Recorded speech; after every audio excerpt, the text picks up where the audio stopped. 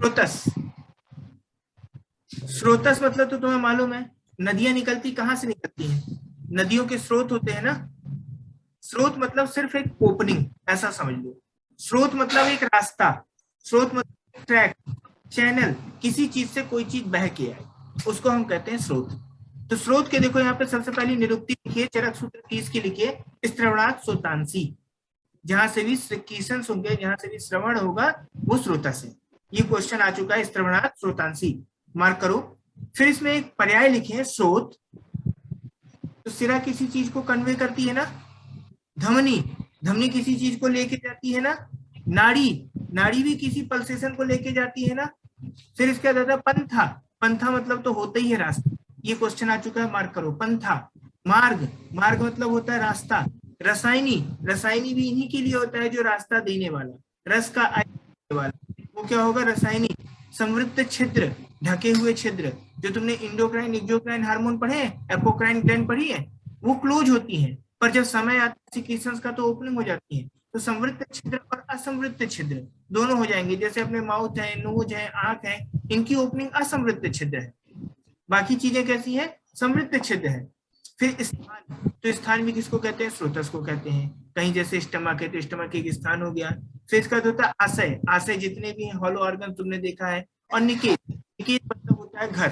तो endocrine hormone किसी थैली में रहते हैं ना, सांप का जो जहर होता है थैली में रहता है ना, तो अपनी सलाइवरी ग्लैंड जो होती है थैली का स्ट्रक्चर है ना। तो निकेत हुआ, हुआ, समृद्ध छिद्र, असमृद्ध छिद्र दोनों हुए। तो इसे निकेत मार्क करो, पंथा मार्क करो, रसायनी मार्क करो। ये क्वेश्चन आ चुका है। चरक विमान, और अच्छी बात है, स्रोतस का ज्यादा डिस्क्रिप्शन तुम्हें ज्यादा जगह नहीं मिलता। चरक विमान 5 में मिलता है, सुश्रुत शारीर में मिलता है। सुश्रुत शारीर के 2 चैप्टर मिलते हैं, एक बहिर्मुख स्रोतस, एक अंतर्मुख स्रोतस।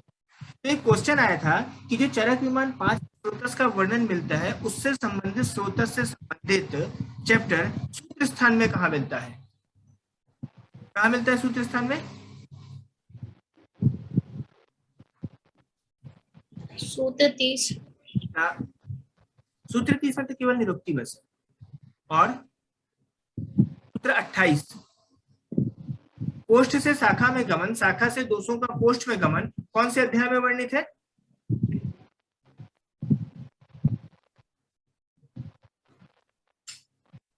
म्यूट बोलो।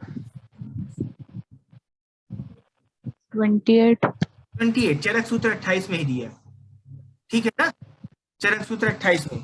तो ठीक है, यहाँ पे देख लिया तुमने, सुश्रुत तो उसको निकेत पर्याय ये सब कहते हैं। तो ये लाइन याद कर लेना कि चरक विमान 5 में जो बताया गया वही चीज चरक सूत्र 28 में मिलती है। चरक सूत्र 28 में जहाँ धातु प्रदोषज विकार बताए गए ना, तो धातु प्रदोषज विकार में ही उन्होंने किया स्रोतस की दृष्टि के लक्षण आ गए हैं, ठीक है। अब उसको बाद में देखना। अब यहाँ पे देखो संख्या देखते हैं, तो सुश्रुत के अनुसार 11 होते हैं, 11 जोड़ी या फिर 22 होते हैं, इसे हम कहते हैं योगवाही स्रोतस। जब भी योगवाही स्रोतस का टर्म आएगा तो वो बात किसकी चल रही होगी, सुश्रुत की चल रही होगी, ठीक है। इसके बाद अगर मान लो 13 स्रोतस की बात की तो वो किसके हो जाएगा, चरक का हो जाएगा। और एक लाइन इसमें क्वेश्चन आया था, क्वेश्चन आया था कि चरक ने 14वें स्रोतस का वर्णन कहाँ किया है ना। तो देखो चरक स्थान में 14वें स्रोतस के रूप में आर्तव स्रोतस का वर्णन मिलता है। 14वें स्रोतस में आर्तव स्रोतस का वर्णन मिलता है, ठीक है। तो ये तुमने कर लिया।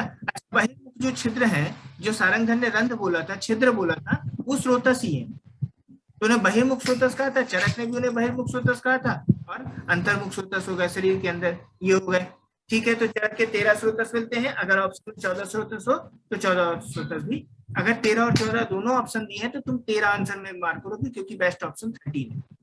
क्वेश्चन ऐसा करके पूछता है कि एक्स्ट्रा कौन से स्रोतस का वर्णन किया, या शारीर स्थान में कौन से स्रोतस है, शरीर स्थान में वर्णित स्रोतस को मिलाकर चरक में कितने स्रोतस हैं, तो 14 आंसर लगाओगे।